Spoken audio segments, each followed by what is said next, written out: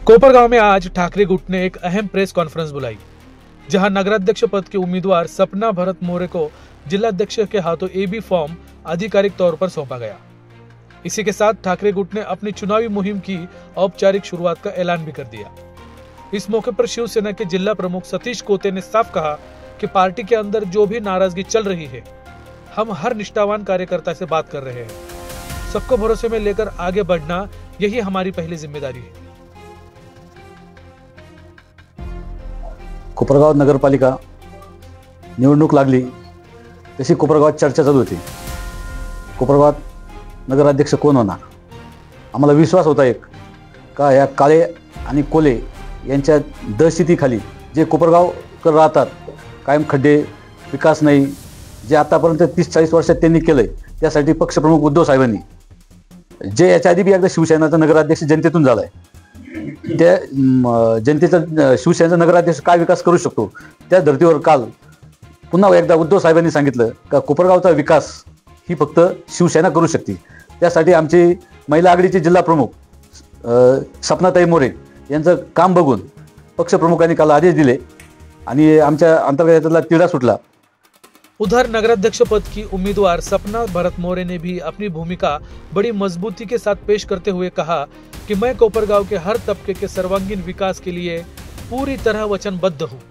लोगों की उम्मीदों के हिसाब से एक खूबसूरत, आधुनिक और सभी सुविधाओं से लैस कोपरगांव बनाना हमारा मकसद है।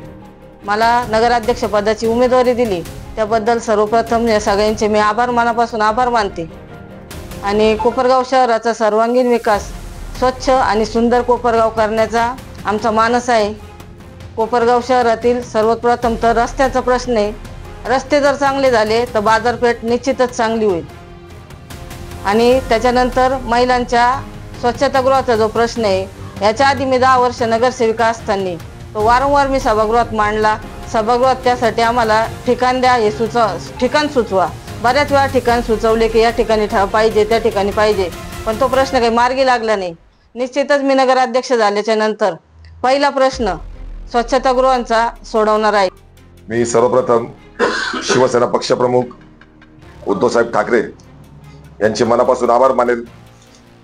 एका निष्ठावंत शिवसैनिकाला त्याच्या कामाची पावती या लागलेल्या 2025च्या सार्वत्रिक निवडणूक नगरपालिकेच्या नगराध्यक्ष पदासाठी कोपरगाव शहरामध्ये माझी पत्नी सपना भरत मोरे जी 2 टर्म शिवसेनेची नगरसेविका राहिली आहे, नगरपालिका प्रशासनाचा जनहितासाठी तगडा अनुभव असताना उद्धव साहेबांनी खूप मोठी जबाबदारी आमच्यावर ही नगराध्यक्ष पदाची देऊन खऱ्या अर्थाने एका निष्ठावंताला एक न्याय दिलाय।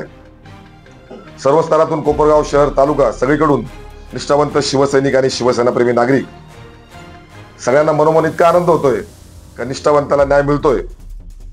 मी मनापासून संजयजी राऊत साहेब असतील, आमचे शिवसेनेचे अहिल्यानगरचे सचिन भाऊ कोते जिल्हा प्रमुख, संजय आप्पा शिंदे, या सर्वांचे मनापासून आभार मानेल। यांनी विश्वास टाकला।